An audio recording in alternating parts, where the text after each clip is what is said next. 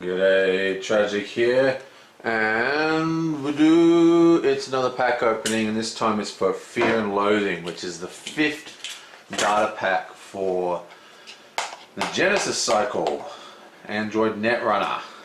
Now, some of you may know that Android Netrunner is one of my favourite LCGs. It's absolutely fantastic game, and it's really good as an LCG because it's got a huge player base. It's got the largest player base as far as I know, definitely around my way, and it's got a huge online scene. So, you know, like a lot of the LCGs, they're good, but you know, you might find it hard to find people to play with. Not so this game. Okay, so, oh, look, it's the Wizard. Okay, so let's check it out. Quest completed. Now the Wizard's making a huge comeback. He's always been one of my favorites, and it's great to see him make a comeback because the Wizard has 2 credits for recurring credits for trashing resources, and we're seeing more and more and more really high value assets. And people are like not defending him either. They're like, oh look, this costs a run to attack and say 5 credits to clear, so I'm just not going to bother putting ice in front of it, you know, because even if they delete my asset, well, it doesn't matter. I've taken up a click and taken 5 of their credits away. It's a type of credit denial, and that's becoming more and more prevalent. And the Wizard is just becoming awesome because, you know, it's so much cheaper to trash. Anyway, so let's check out this quest completed. 0 cost event. Play only if you made a successful run on R&D, HQ and archives this turn. Access 1 installed card, non-ice. Interesting. This is kind of like a less powerful version of that Shaper one that actually gives you a single agenda point. Now the thing is, this is pretty hard to go off. You've got to have a successful run on R&D, HQ and archives, and then on your 4th click you've got to cast this card. So every single click needs to be a successful run on all those 3 things. And basically, while this is a nice trick and it's possible that it might go off, the fact is it's so dependent on so many things. I just feel that this is the kind of card that you'll end up sitting in your hand and you'll just never find the opportunity to play it because you need an entire turn of successful runs to play it. They need to not have those areas defended. I mean, there's so many things that you need to rely on the other player for, and yeah, it doesn't fill me with a lot of love. What I might do is I'm just going to slide this whole thing. I don't know, I've got this in the right spot. There we are. Right, so let's see the next one. Boing. Okay, so here we have Hemorrhage. Whenever you make a successful run, place 1 virus counter on Hemorrhage. Click and 2 hosted virus counters. The Corp trashes 1 card from HQ. Well, that's quite interesting cards. This is sort of like, you know, Medium or Data Sucker, all those kind of cards that they gain viruses every time you do a run. Well, in Data Sucker's case anyway. And so it costs 2 of those counters, so you can only ever do it every 2 clicks minimum. And then it costs a click to use. Now, this is the kind of card that I think will really provoke virus scans. And people complain about Anarch and, oh, you know, the corporations are virus scanning more often, isn't that a bad thing? Well, no, it's not a bad thing. Anytime the corporation virus scans, they're basically negating their entire turn. Gives you more time to set up your rig, and as you know, anyone who plays this knows that the runner always ends up more powerful than the corporation. The corporation cannot stop the runner getting through, especially in endgame, no matter how massive the walls are. The more time that goes through, the more time the runner has to set up, the better. So virus scanning by itself is worth it. Now, obviously the dream move with this is to, like, you know, spend 2 clicks or something, force him to trash 2 cards and go into the archives and pick up some agendas. I mean, that's the dream move that people think about. But I really think that forcing virus scans is more common, going to be more common with this card. I mean, sure, that is a possibility. Now, it does say trash a card, 1 card from HQ, and I am fairly certain that that is not a random discard. That's using the same terminology, if I remember correctly, as if the corporation drew past 5 cards and had to manually discard. They call that trashing as well. Because trashing is a user selected, like you trash a program or you trash a piece of ice. That's user selected. It's not a random thing. Now, if this was a random discard, the power would go up immeasurably.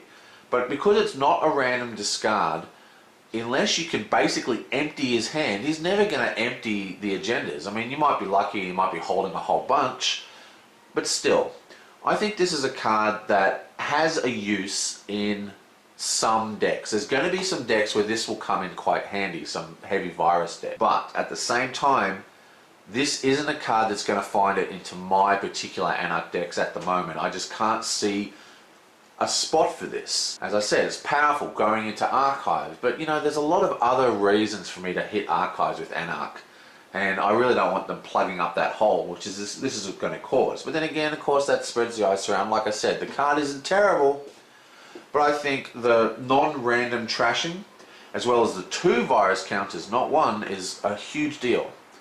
So this is going to sit on the table, take up NU, and just sit there and not do anything. It is going to provoke virus scans, because no one's going to want to get hit and then, oh, I'll just dump your entire 5 cards into the archives or something. So, but the virus scan themselves is basically the corporation missing a turn, and that's good. So I'm a bit iffy about this card. I'm not 100% sure whether I dislike it or like it, but it's definitely coming down in the meh category for me. I think this is the kind of card that, while I don't have a use for it now, and it seems alrightish, there's enough power in this card that there could be a deck that utilizes it at some point. This isn't like a dead useless card. I just don't think it really fits in at the moment. Ooh, another connection. Remember, we can fetch connections with Hostage now, which is like one of the most boss cards. Whenever a Grey Ops or Black Ops operation is trashed after resolving, you may give the Corp 1 bad publicity and take 1 tag. Interesting. Draw 1 card for each bad publicity the Corp has. Wow, this is an interesting card. Interesting. Note, this is a Grey Ops or a Black Ops, and they're operation cards, if I'm not mistaken. I mean, it even says here, Black Op operation is trashed. I mean, that means this is going to happen in the corporation's turn? Am I reading that correctly? You're forcing a tag in the corporation's turn when they have time to, you know, utilize those tags to, like, you know, whack you with account siphons or smack your other resources. Is that really worth the 2 card draw? Not really impressed with this at all. I do like the fact that it gains bad publicity. Bad publicity is a very underrated and powerful thing for the runner. But still, I'm not really sure about this card. I'm thinking operations is in events that they play, but I really have to check this out. I'm not 100% sure exactly what a Grey Ops or a Black Ops is. We'll keep an eye out for those keywords. But, interesting. That's an interesting card. I might have to come back to that one after I do a little bit of... I have to look up some of the other cards in the database. Okay, Executive Wiretaps. It's a double event. As an additional cost to play this event, spend another click. So it's 2 clicks and 4 credits. Reveal all cards in HQ. Look, this is a card that... It sounds good. I mean, this is a game about information and knowing the information of the other player. So... the more information you have, the better you can utilize your most valuable resource, which is, of course, clicks. That's the most valuable resource, way beyond credits.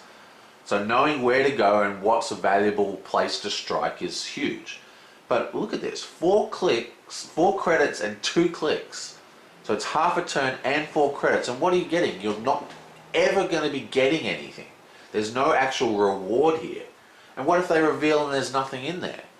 I mean, this might be good against, say, Jinteki. If you're playing against Jinteki, oh, wow, they've got a handful of traps. But at the same time, I mean, you can't have sideboards or anything. I mean, you're really going to have a whole 3 cards in your deck set aside for a single faction? I don't know. This doesn't really do much for me. I'm not impressed with that card at all. And it's a 3 cost. Whoa! What the hell? Blackguard. 11 credits. Hardware console. I think that's even more than Monolith. Whenever you expose a card, the Corp must res it by paying the res cost if able. Limit 1 console per player. 2. Interesting. Now, I am working on a res denial deck, actually. which is it's a credit denial deck that uses Anarch and uses that new Anarch. I think she's called Red Sonja or something. I don't know. She's a cyborg, and she increases the cost to res ice by 1. You get that, and you get Xanadu. That's ice up by 2. That's like a 10 credits for a, you know, a toll gate or something. So you add this in, the cards are constantly going to be res, but you know, is that good? I mean, is that actually something really good? The problem is here that if they can't res it, they just can't res it. So that if they don't have the money, if the credit denial is working, then who cares? It doesn't actually affect their game state. And if they can res it, what are their choices? One of the big things about having multiple ice is that you can, one of the big things about having multiple ice is that you can go, well, the runner doesn't know what this is, I'll leave it on the table. But, you know, if they're forced to res it, they might think, well, you know, the runner knows what it is now, I might just trash it and I don't have to pay that extra install cost. I don't know, this is an interesting card. I think there could be a place for this in credit denial, and it's in criminal makes a lot more sense than Monolith does in Shaper. I mean, getting 11 credits for criminal, not impossible. And obviously, with things like Katie Jones nowadays, getting 11 credits isn't like the impossible thing it was when Monolith first came out. But still, this is an interesting card. What really gets me is that there's no penalty if they can't res it. And that's the real kicker that makes this card not nearly as good as it can be. Obviously, for credit denial, like if you're running this in a criminal credit denial deck, it could be very, very well. I mean, if you like say, you know, the obvious play with this one is that you run a server, they are forced to res, and then you go, oh, actually, I'm really planning to run this other server, which you can now not afford to res because you've got no credits. And the timing of resing ice is hugely important to criminal. And this will completely futz with that, and futz with that no matter what faction it futz. I mean, the only faction is Jinteki that can probably not be too worried by this, because Jinteki has there's a number of decks that basically have no ice, sort of, in Jinteki. Well, they have ice, but not much. Just sort of time ice, you know, ice that soak up time. Still, I don't know. Interesting card. This is one that I would like to play with to really learn how to use. Oh, get rid of that. Yeah, I'm not really sure about how good this is, and I'm definitely a little bit worried about, will this actually change the game state? You know, I mean, I get my two memory limits. I don't know. Interesting card. What is next? Runesky. Ooh, another Shaper. 4 cost hardware. Interesting. This is 4 cost for 2 memory. So another mem chip. 2 memory mem chip. Yeah, this does nothing for me. Memory is obviously something you care about, but there's so many ways to get memory. What's wrong with the Dyson mem chip? Isn't the Dyson mem chip, you get a link with that as well, don't you? I don't know. Yeah, that doesn't do anything for me. Very boring card. Next, 7 cost Breaker Alpha. Ooh, Tentacle Beast. Break Ice subroutine and +1 strength. Use Alpha only on the outermost piece of ice protecting a server. Okay, now this is part of the new wave of cards and a deck that I think is going to be huge in the future. Dagger, basically, the Dagger deck. But there's a new console somewhere. I saw spoiled. It might be in this pack, it might be in the next pack, I don't know. But there's a console in, I think it's Shaper as well, which is basically a Maker's Eye, but for clicks. So you can spend 3 clicks and turn 3 ice into a single, into any type of ice you want. So turn them all into code gates. So you run it with kits, or all the first ice are code gates anyway. Then you run ice that are designed to break everything. So they're not about breaking one particular type of ice, they literally break all ice. And you use Dagger to, you know, because you can pump Dagger so easily. Anyway, that's a deck or a type of deck. I don't know whether it's going to be a Dagger deck, but it's definitely a type of deck that's coming off that card, with Maker's Eye and this other card. So you've got six cards to get this combo happening, and it's all about using cards like this that don't require ice types to break. Now 7 credits, it's quite expensive, but as we said, with Katie Jones, getting 7 credits is, I mean, getting 11 credits isn't even you know, that weird. I've seen people pull 20 credits off Katie, but usually it's about 9. But still, 7 credits is totally doable. Now, obviously, we have the problem here with the alpha only hitting the very first ice, and that's an interesting problem. But I would expect, this is speculation, but I would expect to see a beta, and maybe I don't know, all the way to delta or something. But I would expect to see another couple of ice that will break the second run and break the third run, maybe not the fourth. Maybe keep a cryptics or something for the fourth, or use Knight or something. But still, yeah, I don't know. This card doesn't do a lot for me. Like, I think there's power in this card, great power in this card, but the restrictions are really hurting it. And especially for Shaper, because Shaper have Cyber Cipher or whatever it's called, which is a 4-strength code gate breaker and kit to make all the first ice code gates. Seems a lot better to me. Anyway, interesting ice, and it's definitely part of that new breed, that AI ice that allows you to break lots of things. Alpha, and here's Omega. Yeah, Alpha and Omega. Break ice side routine, +1 strength. Omega only on the innermost piece of ice protecting a server. Okay, so here we go. This is kind of what I was saying what might happen. We have Alpha in the front, we have Omega for the last ice in the run, and pretty much all the same comments about it. It's exactly the same card, 7 strength. It's a +1 strength, +1 break, and a 1 strength, so not a lot more interesting. Okay, next, Blackmail. Play only if the Corp has at least 1 bad publicity. Make a run. The Corp cannot res ice for the duration of this run. This is an interesting card. Now, there was a card already in this deck that allowed the runner to dictate when they get bad publicity, and remember, there's only a few ways to remove bad publicity now. So while they can get rid of the bad publicity, not being able to res ice is really strong, but again, this is a kind of card which relies a little too much, so it seems to me, on the corporation. Are they going to res, matrix analyzers? Are they going to, whatever they need to do to get bad publicity? And as I said, there's even ways to get rid of bad publicity now. So if you're going to put this in your deck, plus you're going to put cards in your deck to, force bad publicity upon the corporation, you're looking at quite a large investment in your deck to get this combo happening. And what if they've got their eyes rezzed? If they just have their eyes rezzed already, you put this on the table. I mean, if you give them bad publicity and they're expecting this, or they see you use it once already in the game, then they just keep their ice rezzed, and then it doesn't really help you. I think I don't know, this card doesn't really do much for me. This hasn't been a particularly good pack in my opinion. And there we are, so we're now into the corporation cards. So that is the end of the runners. Okay, blue level clearance. It's a double transaction. As an additional cost to play this operation, spend a click, gain 5 credits and draw 2 cards. Beautiful, love it, absolutely love it.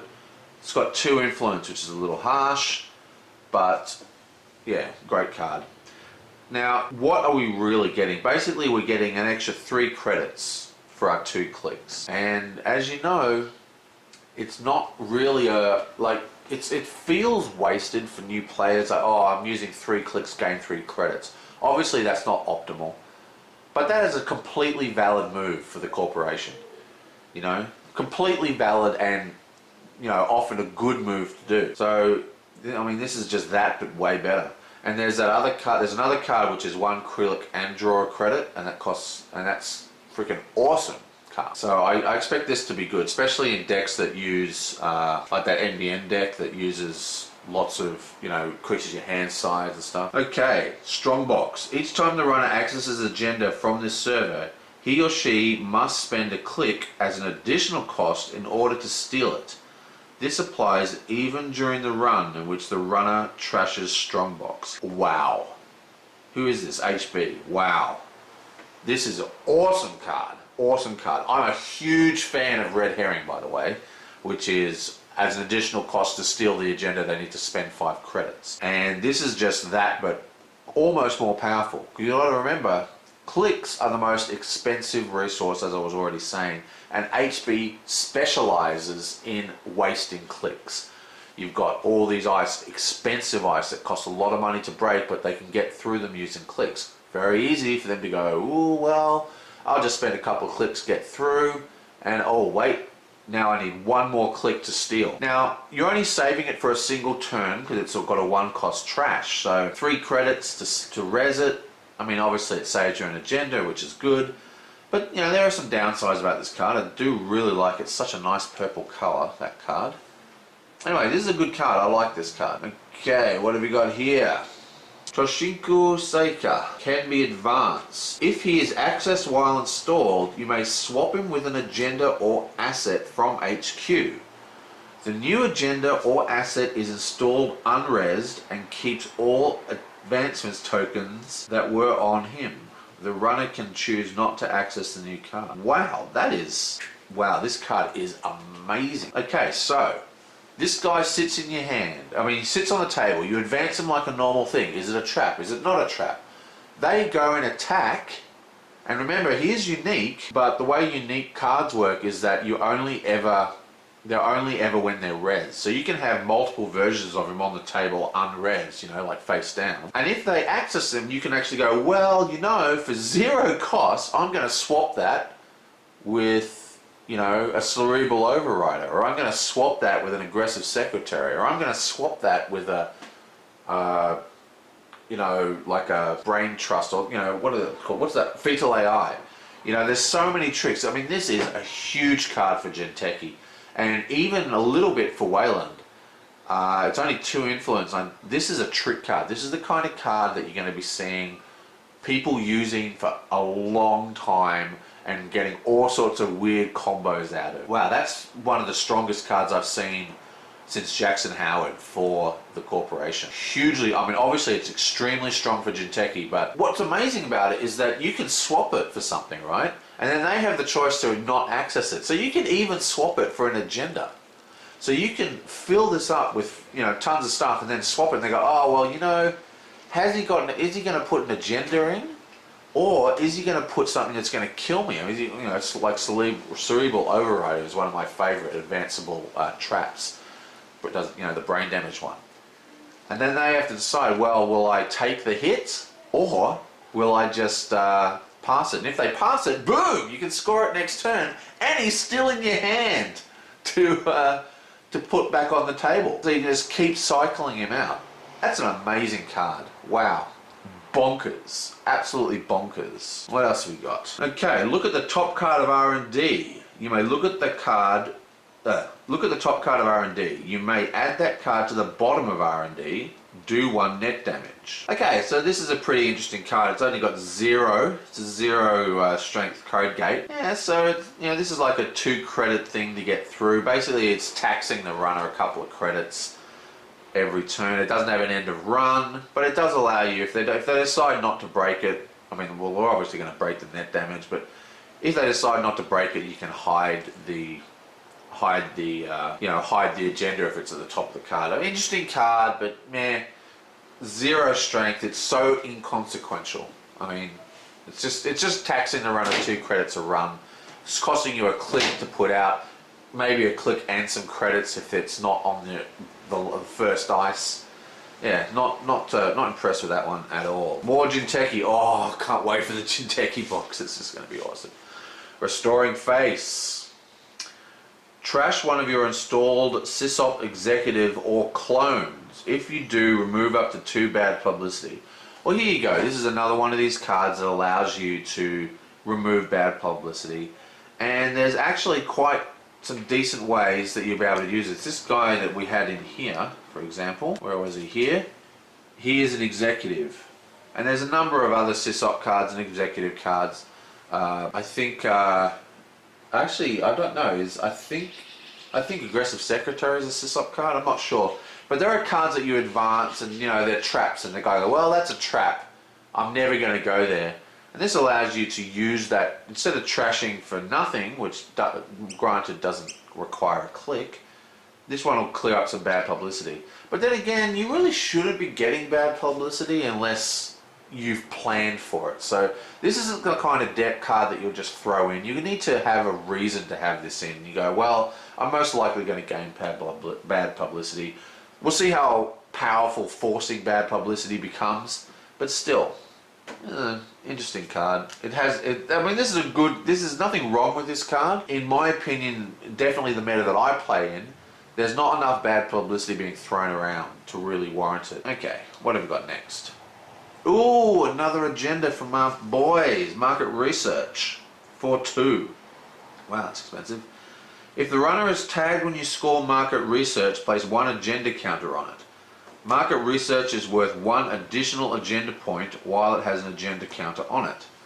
Technically it could be a 4-3, but you know what? It's actually really hard to tag the runner. Yeah, not too impressed with that. I mean, there are a number of ways, you know, you can cast C-Source or whatever, you know, but then you need the credits to advance the card to 3, you know, then you need to C-Source it or advance it to 2 maybe. It's expensive. I mean, what is that 1 credit worth? I mean, there's so many cheap alternatives. But then again, you know, there is fast advance in this faction, like powerful fast advance. I don't know. If I had a deck that focused greatly on tagging, obviously this would go into it. But I simply don't have one of those decks at the moment. I find tagging to be rather underdeveloped. Like, you can play entire games and never get the runner tagged once, if they're careful about how they play. If there is no installed fracture, wraparound has +7 strength. Okay, so we're really starting to get some quite bizarre interlocking cards now. Wow, a 2-cost 7 strength card. I mean, that is bonkers. It's only 1 influence. Well, here you go. This is an end of line card, man. Just like bang, stick that down in the first couple of turns. That's wow, interesting. And the thing is, you know, if it's not end game, you might not even care. You can always just trash it later on. I think this is a very, very strong card. You have to keep an eye out for fracture protocols, you know, when you're building your deck, but still, that seems very strong. Woo! ID! It's a new ID! Yes! Grindel. It's a division of Wayland Corp. You start the game with 10 credits and 1 bad publicity. Meh, I don't know. Could be good, could be bad. There are ways to get rid of bad publicity, as we've seen. But, and you know, that first turn, you're always usually wishing you had a little bit more money. Well, I don't know. If it said you started with 4 clicks, bam, I'd be there. Okay, what else we got? Okay, this is more my kind of agenda, 3-1. I'm a big believer in the 1-point agendas. Like, the runner's always going to get through, okay? They're going to get through. They can't stop them. I'd rather them get through and nick off with 1 point than get through and go, woo, I just scored 3. Because it costs the same amount of resources and time and clicks and all that kind of stuff to get into the server, regardless of if they find nothing, 1 or 3 points.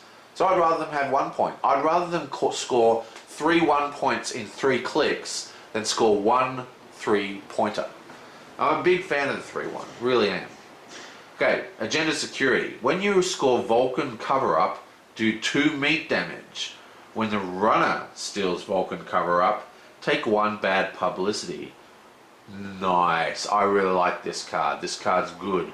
I actually haven't played a Wayland deck since Wayland Walls was a big thing back when the second Wayland ID came out. You know, the one that allows you to advance ice for free. Well, it's got recurring credits to advance ice. Yeah. I mean, if you're running a meat damage, if you're running, you know, like a scorched deck or something, I mean, why wouldn't you run this?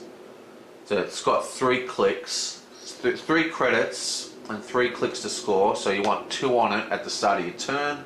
So you've got 1 click to score, 2 meat damage, 1 click to C-Source, 1 click to scorch. There you go, there's a combo to kill the runner. I like this card, And as I said, there's ways to get rid of bad publicity now.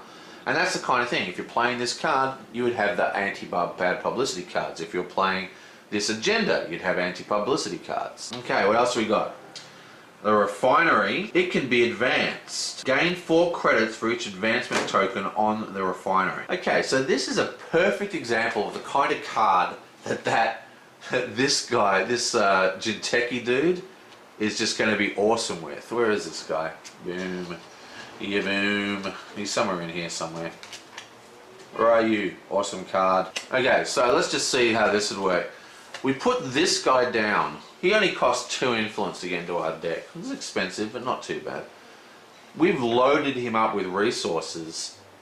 You know, we can then swap for the refinery and gain, I don't know, 20 resources, or we could swap him for an agenda and score, you know, 3 victory points, or we could swap him for a, you know, some kind of damaging trap.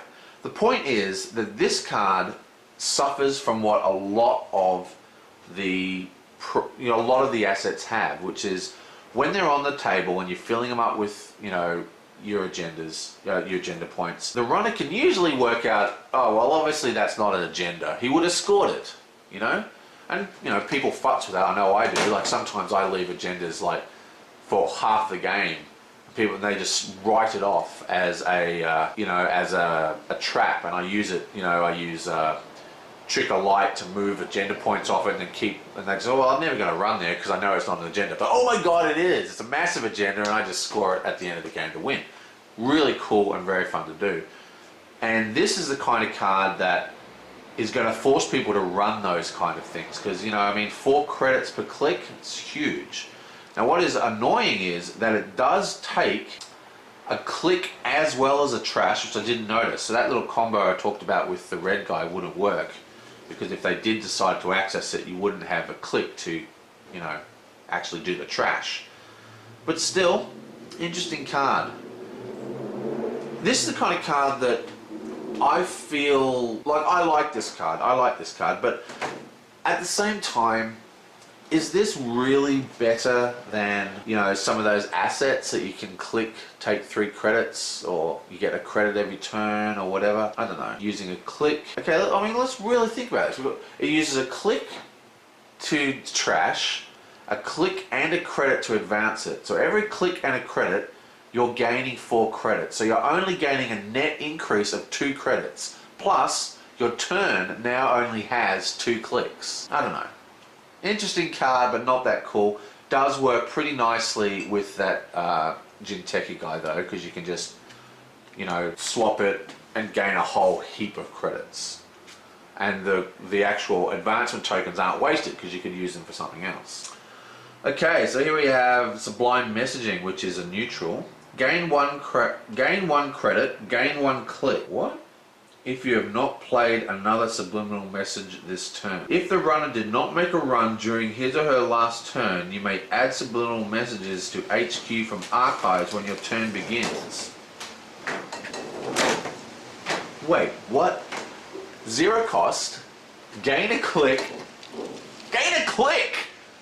That's it. End of discussion. This card is amazing. This is 0 cost, no influence. Every single deck is going to be running this card. You know, every single deck is going to run this card.